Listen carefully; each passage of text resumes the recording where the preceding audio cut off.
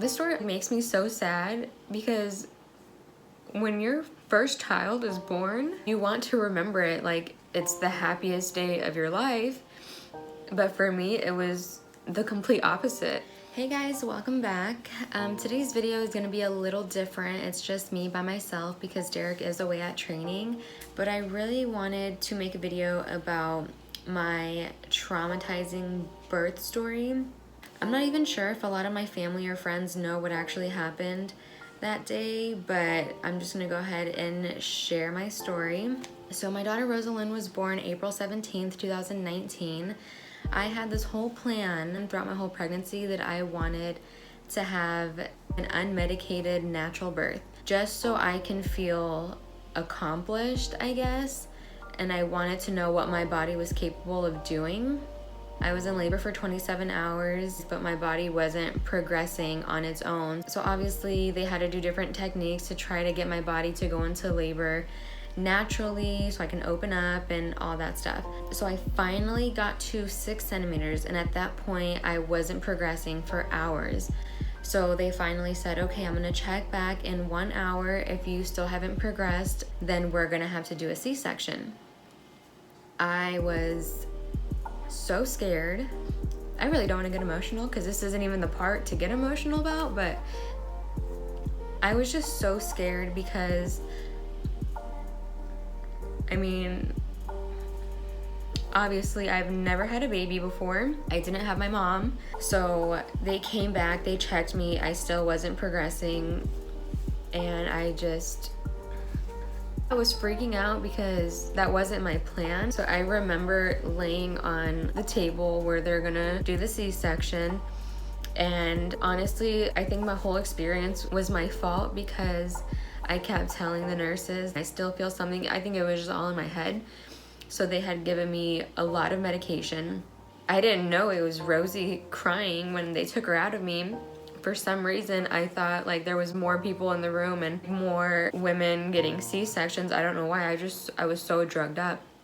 And so I heard a baby crying, and it didn't click that that is my daughter.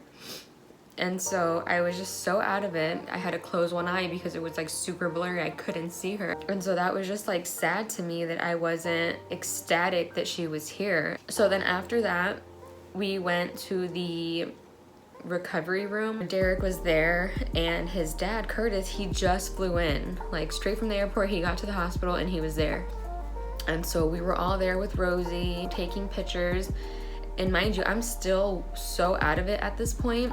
I remember waking up and the nurse had to teach Derick how to breastfeed my daughter. I didn't know what was going on, so he actually taught her. And this is where things got like super crazy because Curtis was gonna come back to our apartment and Derick was walking him out of the hospital. And this whole time the monitor is beeping. The little thing that's on my finger is connected to a monitor, and it kept beeping. The nurse was at her desk. She asked me, are you feeling okay? I think that monitor is broken. It keeps saying that your heart rate is super elevated. I was shaking because the medication. I was super thirsty, and then she asked me if I was feeling okay, and I thought I was feeling fine. And then a few minutes go by, and I felt like I had just peed everywhere. And so I told her, can you check me? I think I peed everywhere. Like it was a lot of something that came out. And she didn't get up from her desk. She was like, honey, you have a catheter in. You won't be able to feel it if you're peeing. So I didn't think anything else of it, and I still felt fine, or what I thought was fine. And a couple more minutes go by, and I told her again, can you please check me? I really think I'm like peeing on myself. So when she came over, she lifted up the sheet that was on me, and I knew something was wrong because her face completely changed, and she just started screaming, doctor, I need a doctor in here. Within seconds, there was at least 10 like doctors and nurses in my room, and I was scared because Derick wasn't there. He was walking his dad out of the hospital, and now I'm surrounded by 10 people, and they're leaning me back, they're giving me shots, they're telling me like everything's gonna be okay, everything's gonna be okay, and they're just trying to explain to me, is it okay if I give you this shot? It's gonna stop the bleeding. And I was like, bleeding? And so at that point, I was like, oh my gosh, everything that I'm feeling that I thought was pee coming out of me, like those large gushes, were blood just like spilling out of me. And so I told him, I was like, I don't care what it is that you're giving me, just give it to me to make it stop. It was weird because I was so calm, but in my head, I knew something was wrong. And I just kept looking at all of their faces, and they were scrambling to try to get me to stop bleeding. And I looked up at the nurse that was on my right. I wanted to ask her, honestly, if I was gonna die, because that's how scared everybody looked. And at one point, one of the doctors was like, in order to save your life, are you okay with getting a blood transfusion? I don't know what a blood transfusion is, but I was like, yes, because the fact that he said, to save your life, is it okay if we give this to you? Of course. And then this is when Derick was coming back into the room. He told me that they just saw like they kind of look like puppy pads, like the puppy pee pads. They're that big. And he said that when he walked in, nurses were just carrying those pads out. Like I was bleeding through all of these pads, and they shut the curtain on him and they told him that he needed to wait outside. So he knew something was wrong. I didn't even know where Rosie was. I heard someone say, "Where's the baby?" And I guess Derick had taken Rosie, but it was just so scary. If I didn't speak up and if I didn't say, I really need you to check me, I probably would have went into shock, and I possibly could have died, because that nurse just thought the machine was broken and that I was just talking crazy.